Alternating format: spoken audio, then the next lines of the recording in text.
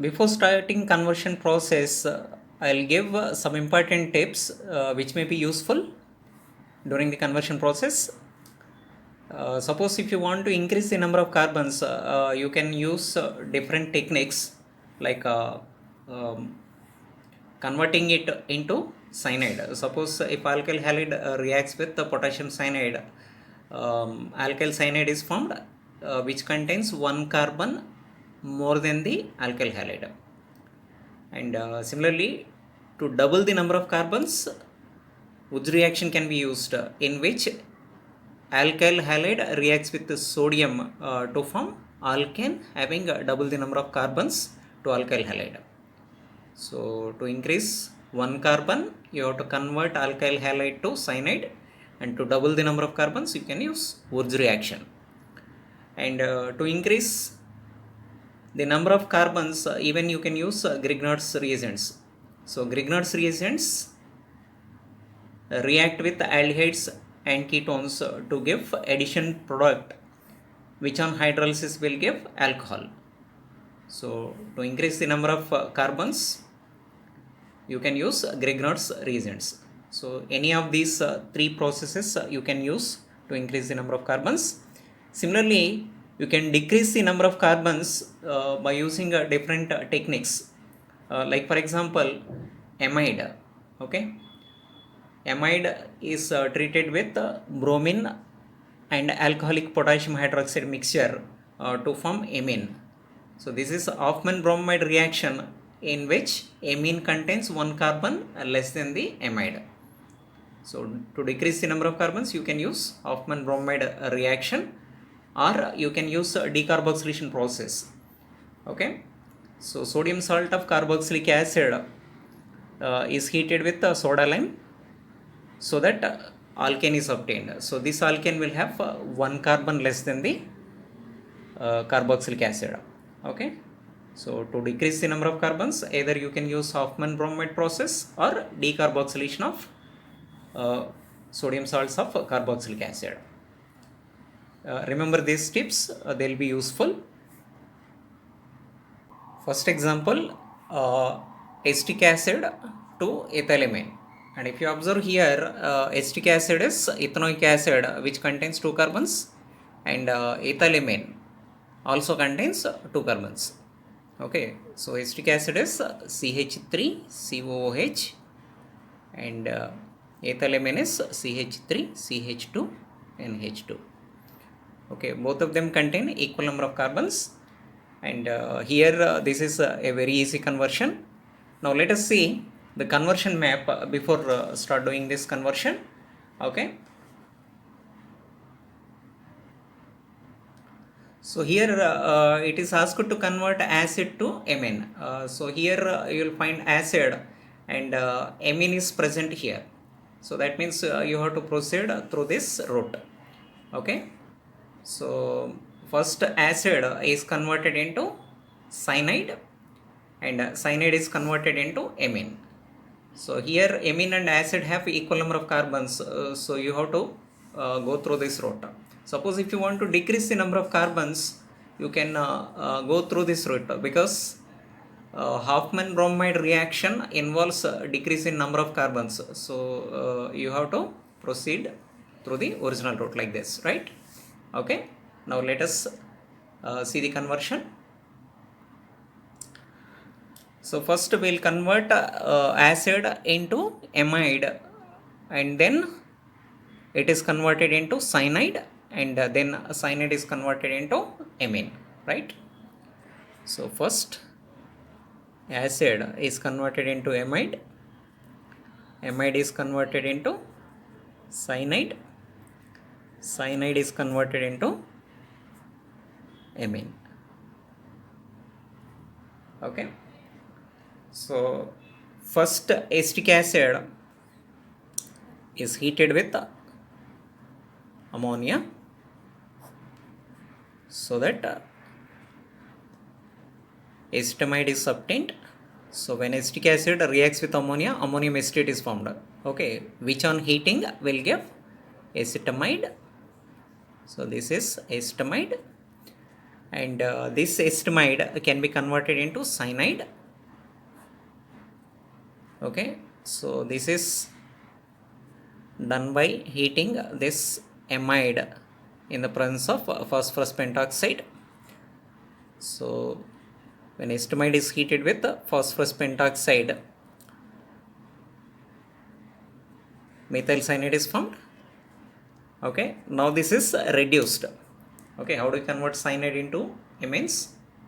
So this is reduced. For reduction, you can use sodium and alcohol, or you can use lithium aluminum hydride for this reduction. So you will get amine CH3 CH2 NH2. So this part is reduced. Okay, so this is a very easy conversion. So the next example is formic acid to acetic acid. Formic acid is HCOH and acetic acid is CH3COH. Here one carbon is present and here two carbons are present. So that means you have to increase the number of carbons. Okay, so how do we increase the number of carbons? Somewhere we have to use potassium cyanide. Okay, so first of all we'll convert this into halide, and halide reacts with cyanide to increase the number of carbons, and ultimately that cyanide can be converted into acid by hydrolysis. To find out the route, we'll see the conversion map once again. So here is the conversion map. Here we have formic acid. Formic acid is first converted into alkyl halide. So how is it possible? So first of all, acid is converted into aldehyde. So calcium salt of carboxylic acid is heated to form either aldehyde or ketone. First it is converted into aldehyde, then aldehyde is reduced to alcohol. Alcohol reacts with hydrogen halide or phosphorus halides to form alkyl halide, right? So we'll take this route, and alkyl halide reacts with potassium cyanide to form cyanide, and cyanide directly it can be hydrolyzed. Okay, so this cyanide is directly hydrolyzed to form acid. So we'll proceed like this. Okay, now let us see the conversion. So first formic acid is converted into aldehyde. So for that it is heated with calcium hydroxide. So initially calcium formate is formed, which on heating will give formaldehyde. Okay, so this formaldehyde it is now reduced by using nickel and hydrogen, or you can use lithium aluminum hydride. Okay, so that alcohol is obtained. So here this is one carbon aldehyde which will give one carbon alcohol, that is nothing but methanol, and this methanol now it is converted into alkyl halide, right? So this is heated with phosphorus and chlorine, or phosphorus and iodine to form either methyl chloride or methyl iodide. So alkyl halide is obtained now. Now this is converted into again cyanide to increase the number of carbons. So it is heated with potassium cyanide in the presence of alcohol to form methyl cyanide. Now it has got more number of carbons. So here one carbon is there, here two carbons are present. Now this is hydrolyzed. Okay, so it is hydrolyzed in the presence of an acid. Okay, in the presence of an acid to form acid. Okay, so here two carbons are there, here also two carbons are there. So to increase the number of carbons, somewhere we have to use cyanide. Okay, so for that, first of all, any compound like alcohol or aldehyde or acid, it should be converted to alkyl halide, right? So This is called ascent series where number of carbons is increasing. Next example, ethylamine to methylamine. So if you observe this, ethylamine has two carbons and methylamine has one carbon. So here there is a decrease in number of carbons. So to decrease the number of carbons, we have to use Hofmann bromide reaction. Okay, so let us see this conversion map to find out the route for the conversion of ethylamine to methylamine.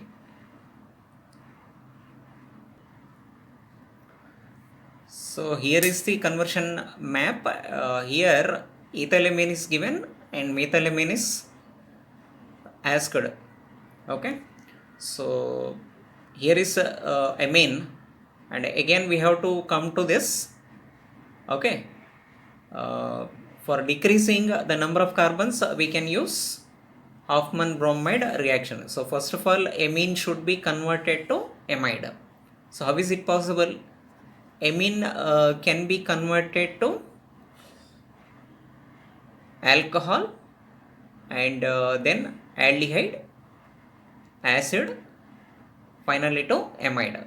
So which will give the methylamine by Hofmann bromide reaction. So first of all, amine should be converted into alcohol, alcohol should be converted into acid, then amide. So here first we'll convert amine into alcohol, alcohol is converted into acid, then amide,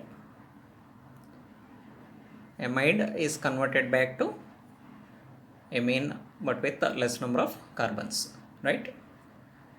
So first we'll convert ethylamine to alcohol. So how do we convert? Ethylamine reacts with nitrous acid. Okay, that is HNO2, or as it is unstable, you can use a mixture of NaNO2 plus HCl to prepare nitrous acid on the spot at low temperature. Okay, so here amines will be converted into alcohols containing the same number of carbons. So here two carbons and here again two carbons are present, and now this ethanol is converted into acid. Okay, so this is oxidized. Okay, if you do the partial oxidation, you will get either aldehyde or ketone, but complete oxidation can be done by using acidified potassium dichromate. Okay, so that acid with the same number of carbons is obtained. Okay, so here acetic acid is obtained, and now this acetic acid is converted into amide. Okay, having again the same number of carbons. For converting into amide, it should be heated with ammonia. Ammonia reacts with this to form ammonium acetate, which on heating will be converted into acetamide. Okay, so now this acetamide is converted into methylamine, which is containing less number of carbons. For this, you have to heat this acetamide in the presence of bromine and alcoholic potassium hydroxide mixture, right? So this is Hofmann bromide reaction, which results in the formation of methylamine. So this is how you can decrease the number of carbons, and this is known as descent series. Okay, so this is ascent series which involves the increase in number of carbons, and this is descent series which involves decrease in number of carbons. So here it contains two carbons, here this one contains one carbon. Next example, N-propyl alcohol to isopropyl alcohol. N-propyl alcohol is propanol and isopropyl alcohol is propan-2-ol. So they are differing in the position of OH group. So we have to change the position of OH group. For this, we have to convert this alcohol to alkene. Okay, then again alkene is subjected to hydration in the presence of sulfuric acid, so that the required product is obtained. So this is very easy conversion. Now let us see. So first this is converted to alkane by dehydration.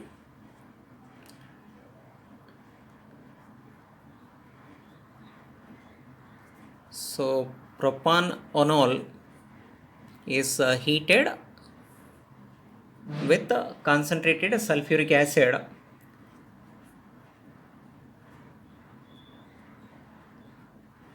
at 170 degrees to form propane.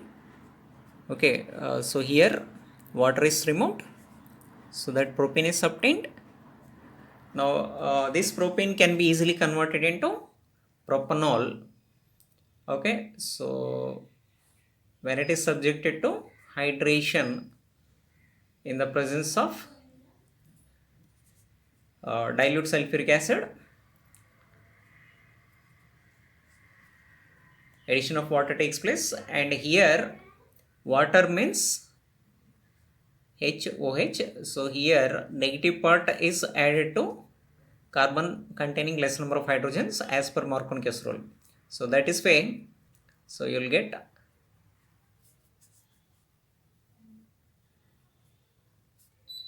propan-2-ol. So as the major product, this is as per Markovnich's rule. So if you want to change the position of OH group, first of all you have to convert alcohol to alkene, and again it is subjected to hydration, so where the addition of water takes place as per Markovnich's rule, right? Next example is isopropyl alcohol to N-propyl alcohol. So here I am converting isopropyl alcohol to N-propyl alcohol by using the same technique. So that means first this is subjected to dehydration by heating in the presence of sulfuric acid.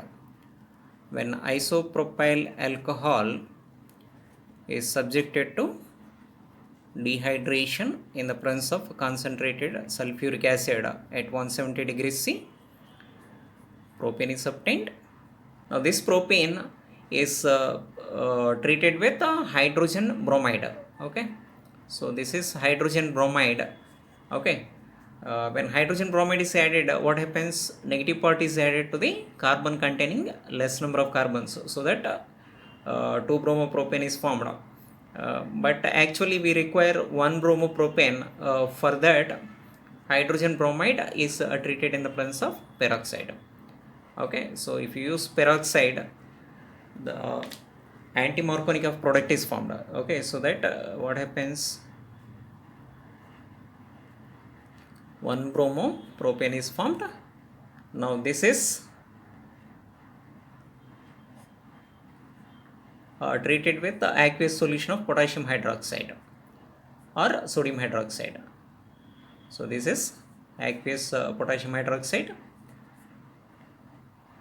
So here substitution takes place, resulting in the formation of N-propyl alcohol or propane-1-ol. Next example, ethanol to butan-2,1. So here alcohol is given and we require ketone, but with double the number of carbons. Okay, so to understand this conversion, we'll take the help of the conversion map.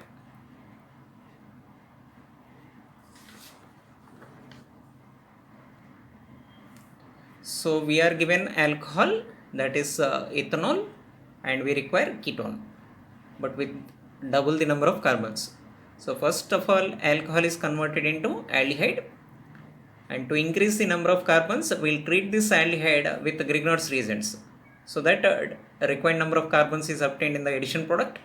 Now this addition product obtained by the reaction of aldehyde with Grignard's reagents is subjected to hydrolysis, so that again alcohol is obtained with double the number of carbons. Now that alcohol is subjected to oxidation, partial oxidation of alcohol, secondary alcohols will give ketones, right? So first alcohol is converted into aldehyde, then it is treated with Grignard's reagents to increase the number of carbons, and again it is converted into alcohol by hydrolysis, and that is subjected to oxidation to give ketone, right? So here we go. First ethanol is converted into aldehyde, then it is treated with Grignard's reagent to form addition product, which on hydrolysis will give alcohol, and finally that is converted into ketone, right? So first ethanol is subjected to partial oxidation in the presence of either PDC or PCC to form acetaldehyde. So here how many carbons are there? 2 carbons, and in the final product we have 4 carbons. Okay, so that is why I am treating with Grignard's reagents having 2 carbons like this. So ethyl magnesium bromide is used, so addition product is formed, okay, OMgBr, and this part is added to carbon here, okay, CH2 CH3. Now this is subjected to hydrolysis in the presence of an acid to form alcohol CH CH2 CH3. Okay, so this is butan 12, and this is negative positive. Okay, H2O means H plus OH minus. So here hydrogen is added and MgOH Br is removed, and this is converted into ketone. Okay, so this is secondary alcohol which on oxidation in the presence of acidified potassium dichromate butan 2 is obtained. Now let us see some important aromatic conversions. Okay, let us start with a very simple example, that is ethyl benzene to benzene. Okay, so here ethyl benzene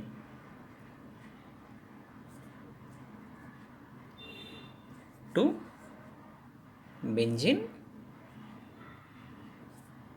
So we know this is ethyl benzene and this is benzene. So here we have to cut down this part.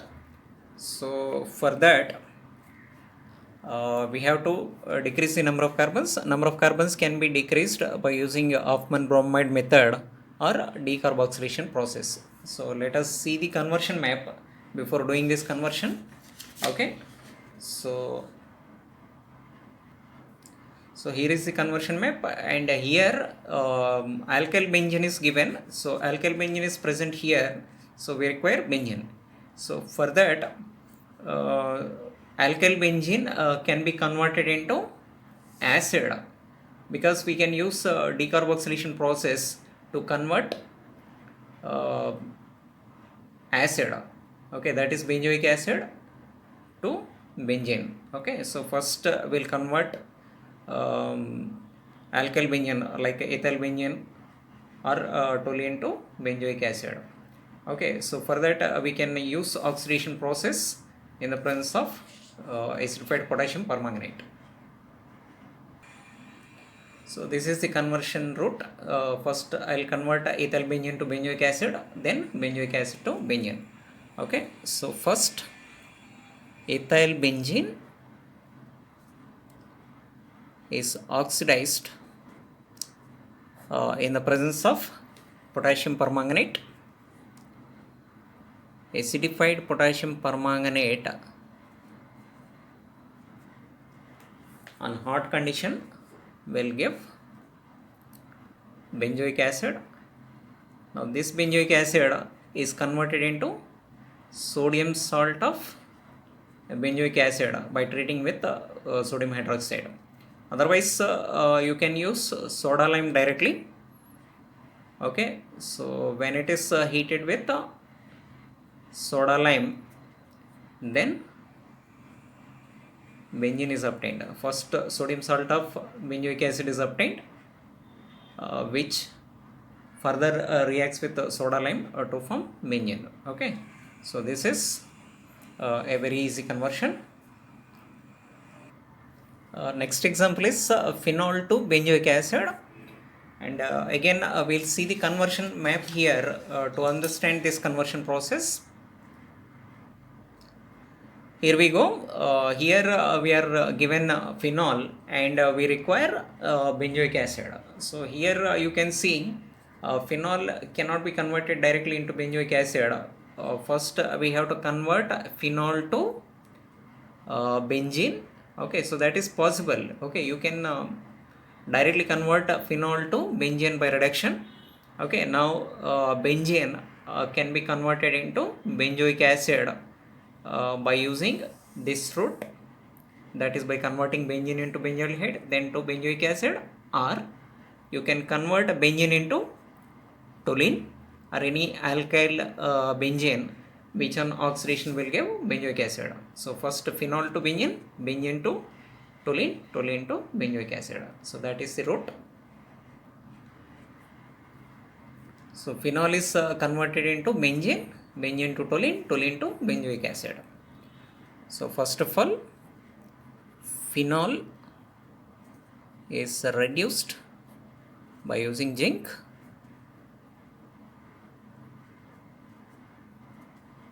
To benzene. So now this is converted into toluene. So when benzene reacts with methyl halide, okay, in the presence of anhydrous AlCl3 or FeCl3 to form methyl benzene or toluene. So this is toluene, and now this is converted into benzoic acid. Okay, so this is alkyl benzene. So here alkyl benzene can be converted into benzoic acid.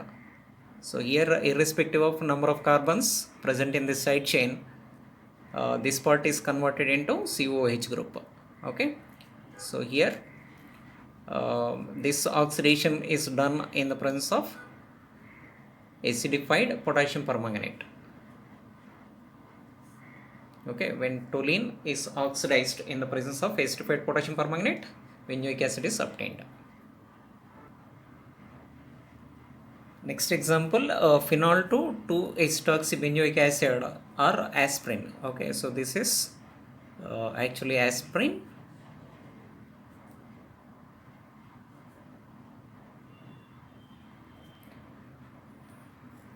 So for this we can use Kolb's reaction, where phenol is reacted with sodium hydroxide and followed by, so this will give sodium phenate,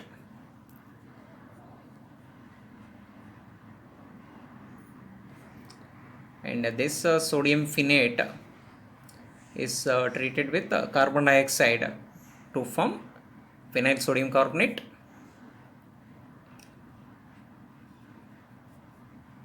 Phenyl sodium carbonate which will undergo hydrolysis. Okay, which will undergo hydrolysis to form salicylic acid. Salicylic acid is 2-hydroxybenzoic acid, and this is subjected to acetylation. Finally, this is subjected to acetylation in the presence of acetic anhydride, so that the required product, that is 2-hydroxybenzoic acid, is obtained. So that is nothing but aspirin. Okay, so here first phenol is reacted with sodium hydroxide to form sodium phenate. So this is sodium phenate. Okay, so this is reacted with the carbon dioxide to form sodium phenyl carbonate.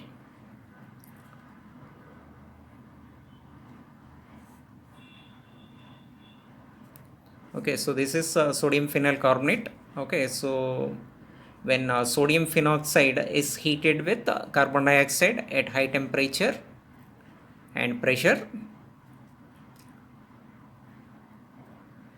sodium phenyl carbonate is formed, which will be rearranged. Okay, so it is rearranged to form sodium salicylate. Right here hydrogen is rearranged so that sodium salicylate. Okay, orthohydroxybenzoic acid is salicylic acid, and this is sodium salt of salicylic acid. Now this sodium salicylate is subjected to hydrolysis, acid hydrolysis, to form salicylic acid. Okay, so this is salicylic acid. Actually this is a Kolb's reaction, and this will give aspirin when it is reacted with acetic anhydride, CH3CO twice O, right? 2-acetoxy, this is acetoxy group, 2-acetoxy benzoic acid is obtained, and this is nothing but aspirin. Next example, benzene to 2-chloro-4-nitro-benzoic acid. So this is benzene, and here it is 2-chloro-4-nitro-benzoic acid. To understand this, we'll see the conversion map. So here is the conversion map. We are given benzene and we require chloro-nitro-benzoic acid. So first we'll do alkylation so that toluene is obtained. Next we'll do nitration to get the nitro group, and we'll do chlorination to get chloro group. Okay, so after that we'll do the oxidation so that this toluene will be converted into benzoic acid, right? So this is the conversion map. First we'll convert benzene into toluene, toluene to nitrotoluene, then chloronitrotoluene, which on oxidation will give chloronitro-benzoic acid. Okay, so this is how the conversion is done. Now first we'll do alkylation. For that, benzene is treated with methyl chloride or methyl iodide in the presence of anhydrous AlCl3 or FeCl3 to form methyl benzene. Okay, so here this is not oxidized directly to benzoic acid because benzoic acid contains COH group, that is a ring deactivating group, and that is meta directing group. So that is why here first we have to do nitration and then chlorination.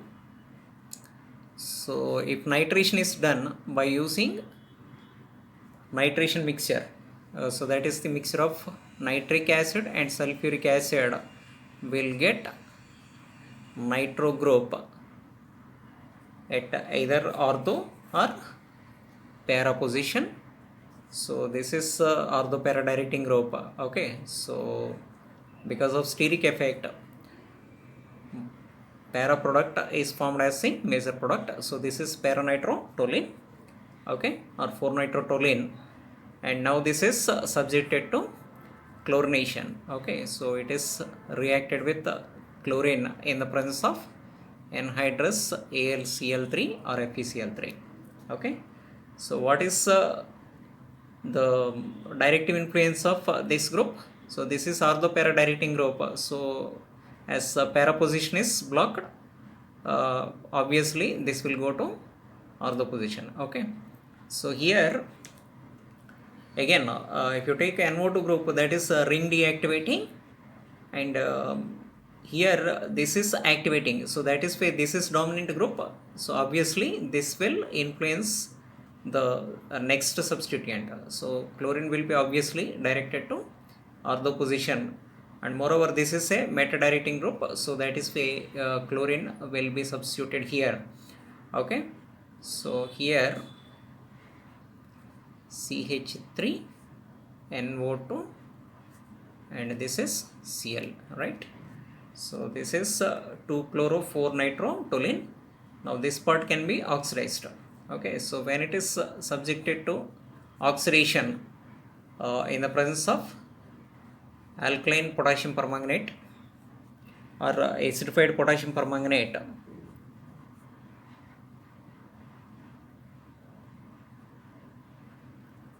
in hot condition, then this part is oxidized, so you'll get 2-chloro 4-nitro benzoic acid.